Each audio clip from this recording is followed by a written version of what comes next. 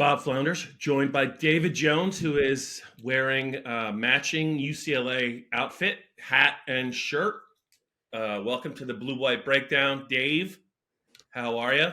How's it going? What's new? Anything? Can you get your mind around Bill O'Brien at Ohio State? It's kind of like Bruce Barkhill at Ohio State. You know? Remember that? I don't know that I knew that Billy probably was not going to be back with the Patriots with Belichick out, but I did not connect the dots to a return to college, a return to Penn State's backyard. But you know what? I'm sure the way that Ohio State's operating these days, I'm sure the money's good, and Billy needed a job. How do you think he came out of Boston with this last gig? I think you mentioned to me he probably needed this job because his image might have been a little bit tarnished, even though he didn't have the quarterback. Yeah. I don't even remember what happened after Mac Jones. Did he get hurt, and then they had a succession of mutts in there? It wasn't really that Mac got hurt. It's just that he did not take any kind of step forward. If anything, he looked as bad as he's ever looked. At New England, and you know, there were some stories saying it wasn't necessarily Belichick that wanted Bill, but it was the Krafts. But my thing is, what surprised me is he had worked with Mac at Alabama, and that didn't. I know he didn't have Alabama's talent, but it did not help. Like he could not get Mac to take a step forward. I just think I can't remember, you know, even before Bill got to Penn State, he'd done some great work with the Patriots. He'd had some success at the college level, you know, as a position coach and a recruiter. You know, even at the Texans, there were some bad starts, but he always kind of righted the ship. And then did he have the ammo with the Patriots outside of quarterback? He didn't, but I don't necessarily know that he had the ammo with the Texans. I mean, that was not a great offense. But I just think obviously when he went to Alabama, he was able to. He ran into Georgia, but that was some superior firepower he was working with. I just can't remember. I can't remember a Bill O'Brien season where he did not kind of make obvious progress. That 2012 Penn State team, that offense, Dave, that was not a great offense. I know their defense helped him out, but he got a lot out of Matt Coyne and Allen Robinson, Max Winnack, and that's what surprised me about what happened at New England. Well, you can't hit all the time when you don't have the groceries, as Parcells used to say. Yeah, that's true. I was on Tim May's podcast. What does he think about it? I don't know. Well, he wanted to know what I thought. Yeah. And there's a lot of going on around Columbus, because they don't know a lot about him other than, you know, those people don't pay attention to the Houston Texans. No. And that's kind of ancient history anyway. What they know is his tenure with Penn State. Mm-hmm. And what I said was this. He did two amazing jobs with two completely different quarterbacks, and they never played better than they did under him. Right. I mean, he made Matt McGloin into, a 4-year pro? Who saw that coming?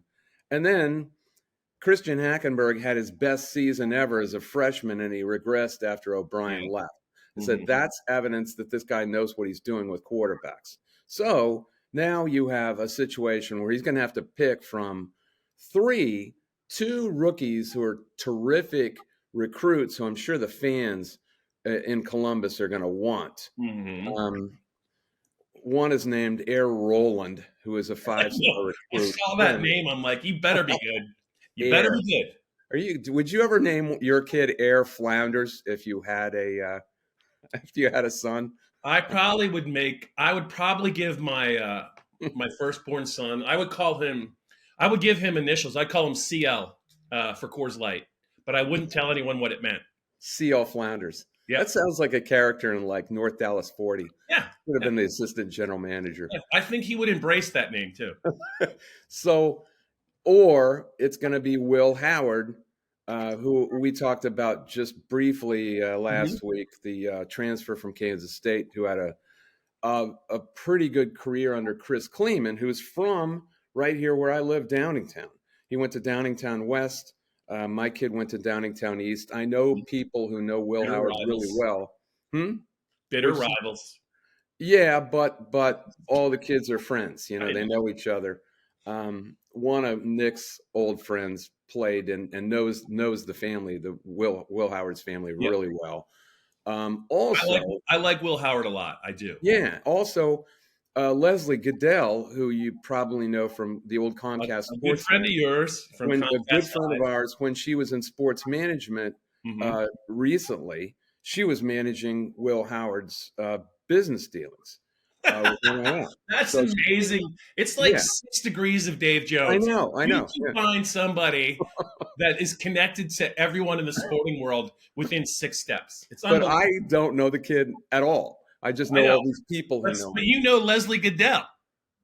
And everyone has nothing but great things to say Yeah, about him, I like him. including rivals from Downingtown East Yeah. who love the kid. And when I was peppering them all with questions, and what I really wanted to know is I asked a lot of different Does he questions like about being how. coached hard? Because That's it. he's That's gonna it. make How did you you that. know? Yeah. How did you know? Because that's the obvious question you would ask him Yes. based upon if anyone knows about Bill O'Brien's tampering, it's you, Dave. That's what I asked, and I asked Christian Day, my kid's old friend and his old battery mate, who is Joey Crawford's grandson, the former NFL, the NBA ref, Yep. and he said absolutely, and so did Leslie. He said absolutely. He's all about. It just sounds like a perfect match for Bill O'Brien. He's got a good arm. He kind of makes. He reminded me of what I heard was kind of like McGloin as a sophomore and junior, that he has made lapses in judgment and his ambition for plays can get the better of him, where he tries to do too much sometimes, Yeah. but that he's all about preparation, that he's all about being he wants to be coached hard. Mhm.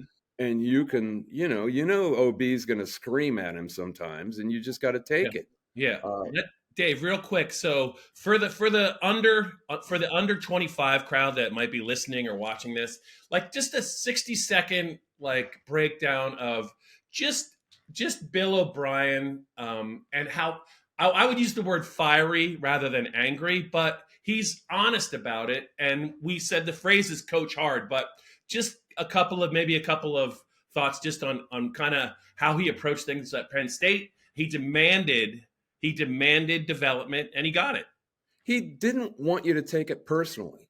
Right. And it's really kind of a touchy technique Yeah. in Fine line. teaching Very for the fine line. current generation. Yeah. You might question whether many in the current generation who are a little bit sensitive and might, what do we call this, Gen Z now? I don't know what generation we're on anymore. We're way behind. Might not take that technique all that well. It's Apparently, also not politically correct anymore, is it really? No, I mean, when we were kids, you just got screamed at, and Yeah. it was like you were like, yeah, I know, and I had a coach who took me by the face mask and did this. Did you have Woody a guy like Hayes. that? It was Woody Hayes. Well, yeah, I mean, this guy actually worked for Woody Hayes. And he was a grad assistant under Woody Hayes, and actually we got our play designations, and I found this out in doing the obituary on George Chomp, which was amazing. Yeah. We got our play designations, which Rip was anything to the right and Liz was anything to the left. Liz was I believe it was Ford Chapman's mother. Those came from Harry Chapman, who came down the line to George Chomp.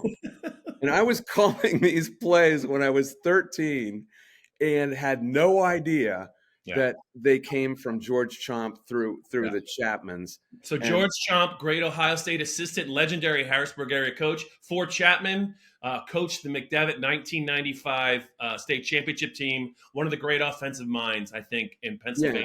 Yeah. And so who knew that 40 years later I would run into this Again, 6 circumstance. degrees of Dave Jones. And those are the days when if you screwed up, you got screamed at. And Bill Parcells even I love yelling that. yelling at LT, as he walked by. Who would yell at LT, for God's sakes? Some guys better get their heads out of their ass. Yeah. He right before a big game, when I was with the Easton Express, I covered in the 80s, I covered the Giants home games because it was only a 90-minute ride from Easton, PA to the Meadowlands. What year are we talking about? So this would have been either 88 or 89, and Okay. LT they had a big game at New Orleans, and New Orleans had an outside linebacker named Pat Swilling who wore number 56, and it was very similar to Lawrence Taylor, but not quite there.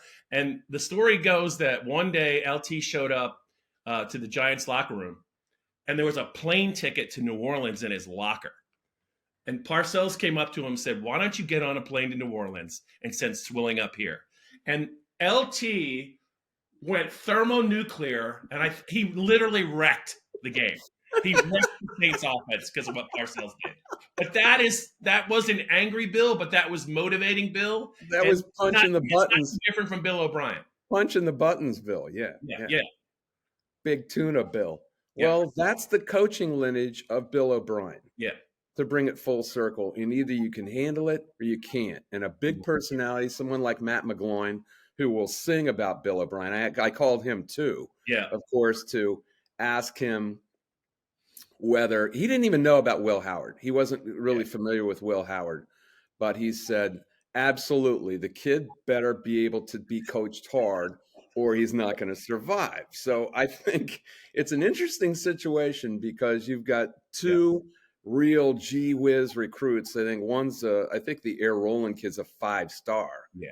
And the other's a 4-star. Those are who the fans are going to be itching to see. And then you've got a relative mutt in Will Howard, who is a good, solid, experienced quarterback. Mm-hmm. I think that's the guy that OB is going to mind meld with, which has to happen. But who knows? You told me. Who knows?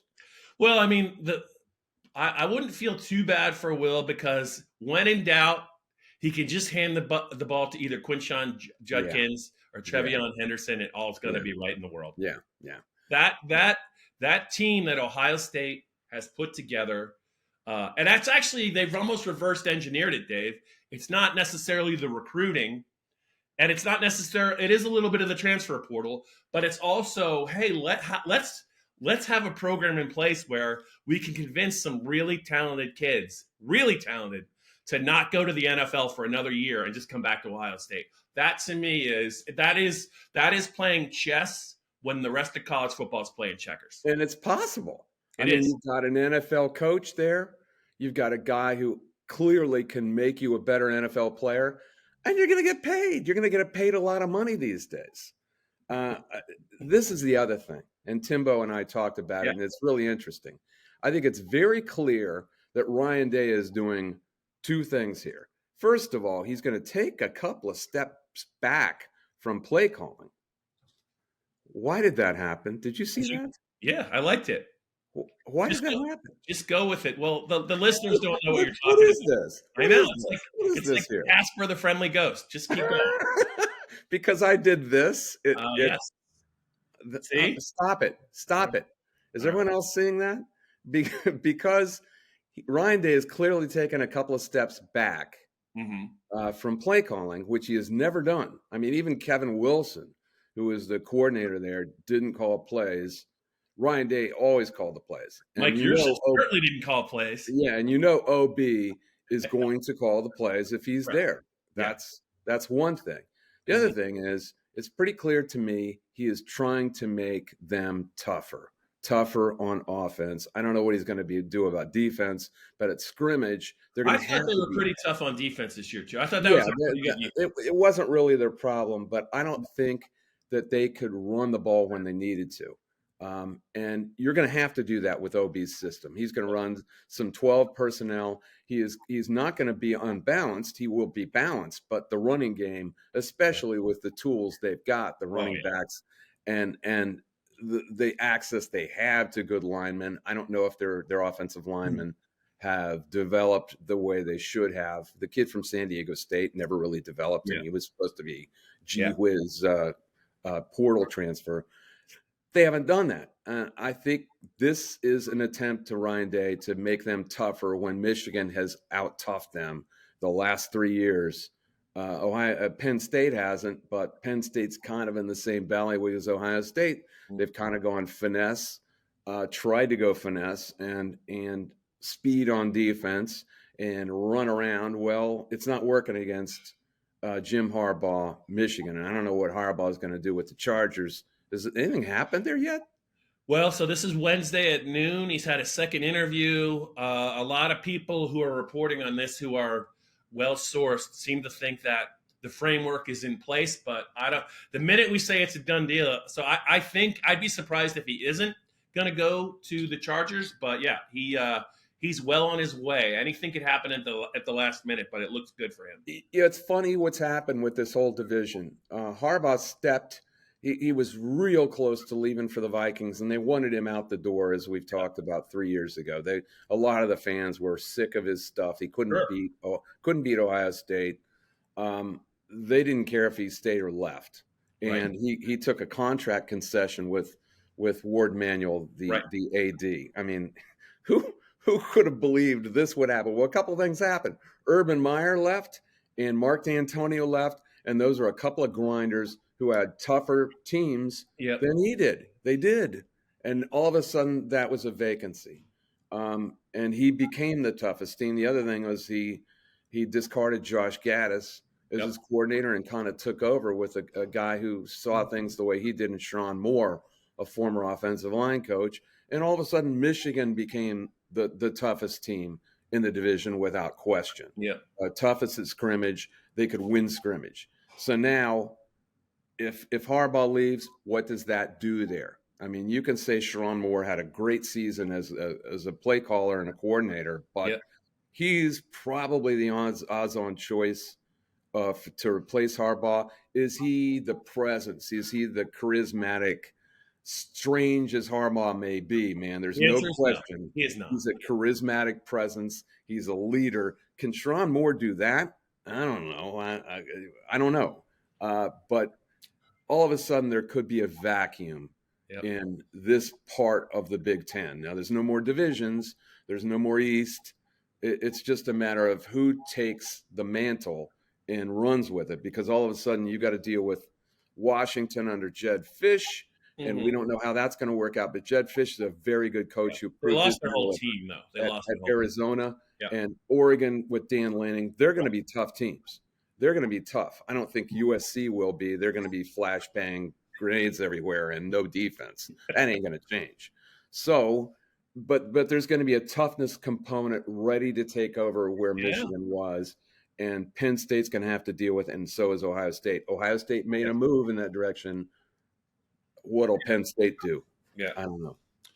Dave, let's close this this podcast. I just had a thought. It's not a perfect thought, but watching the Buffalo Bills in the playoffs, and you could go back a couple decades, but whenever they've been good, they're just not quite good enough. They've lost in painstaking fashion.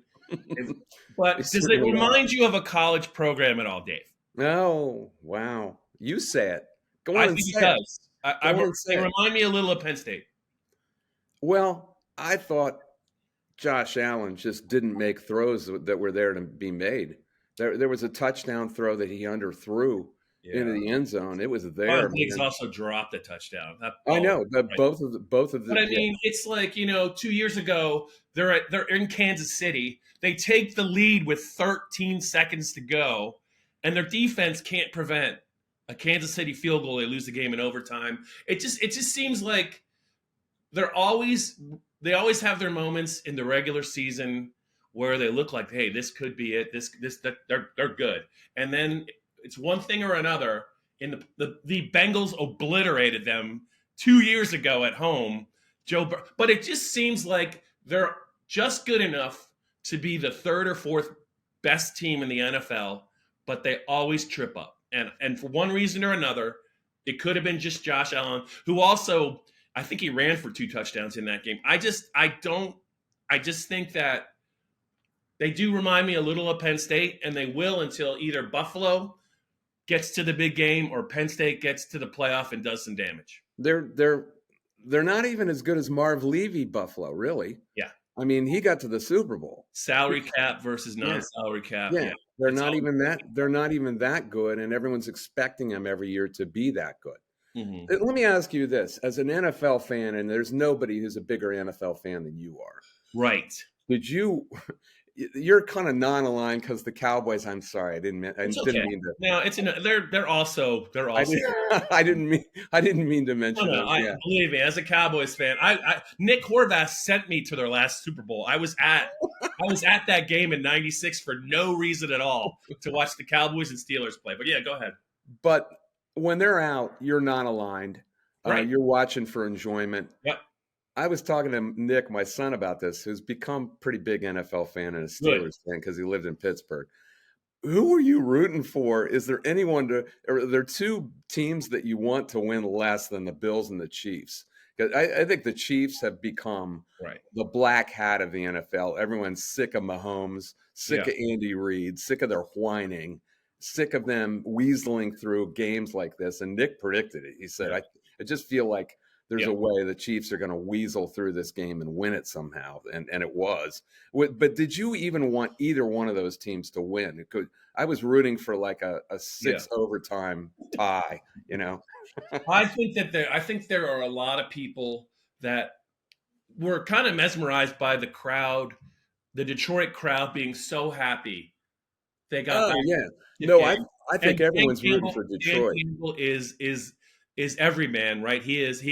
I think a lot of people can relate to him. Former Cowboy, Dave. Former Cowboy. But I would say it's not exact, but the Harbaugh brothers have. There are some similarities between this Ravens team and that Wolverines team in terms of physicality, dominance at the line of scrimmage on both sides, depth.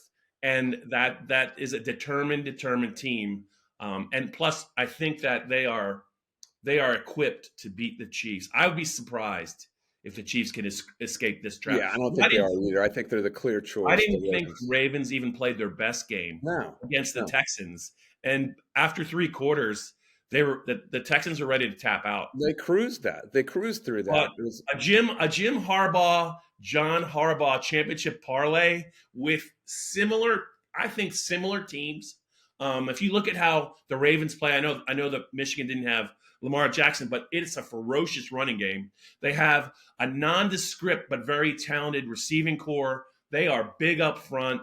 They attack you in waves. I think it's right there for the taking, and I think it's going to happen. And the Ravens and the Wolverines, it's not a coincidence that those 2 teams look like the Harbaughs a little bit in terms of philosophy. I was really asking just about that Bills-Chiefs game. I mean, you're not rooting for either team. It's completely different from Detroit. It is. I think people want to change. Yeah.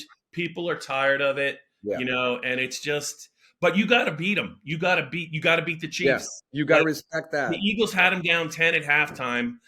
The Bills couldn't put them away. They don't have really a dangerous offense.